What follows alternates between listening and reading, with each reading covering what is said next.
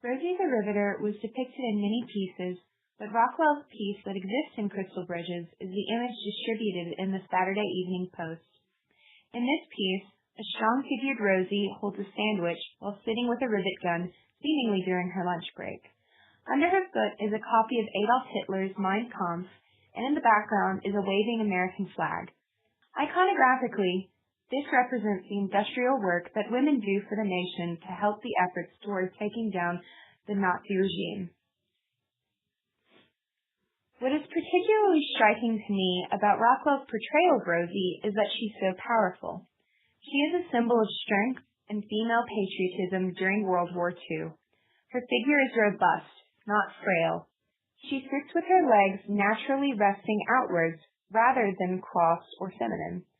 Whereas there is a world of representation of women's bodies that are gracile and placed delicately, Rosie is a rock in which American manufacturing rested upon. There is balance in her figure, in which her arm sticks out towards the right and her leg extends towards the left side.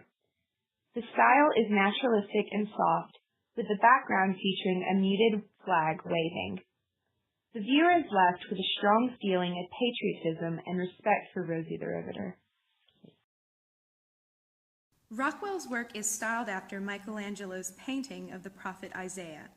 Artistically inspired by the high Renaissance piece found in the Sistine Chapel, Rosie sits in the same position interacting with a book.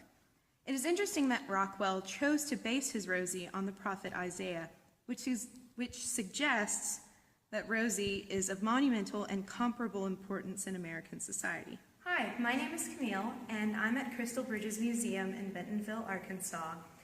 And I'm standing in front of the Rosie the Riveter painting by Norman Rockwell. Norman Rockwell was a 20th century painter who did mostly a realism and regional realism style.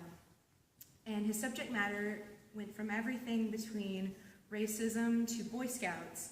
And probably one of his most iconic images is the Rosie the Riveter painting. I chose to write about this painting because I found it to be a really inspiring piece of art. My grandmother had the Rosie the Riveter painting of We Can Do It in her kitchen, and so I grew up with Rosie as an icon in my life as both a feminist figure and a representation of the strength of women like my grandmother, whose mothers labored whenever World War II was going on. We're extremely fortunate to have such a great museum in Bentonville, Arkansas, where you can see some of the most iconic pieces of art in all of American history, and that's why I chose it to be my art in a day. Thank you.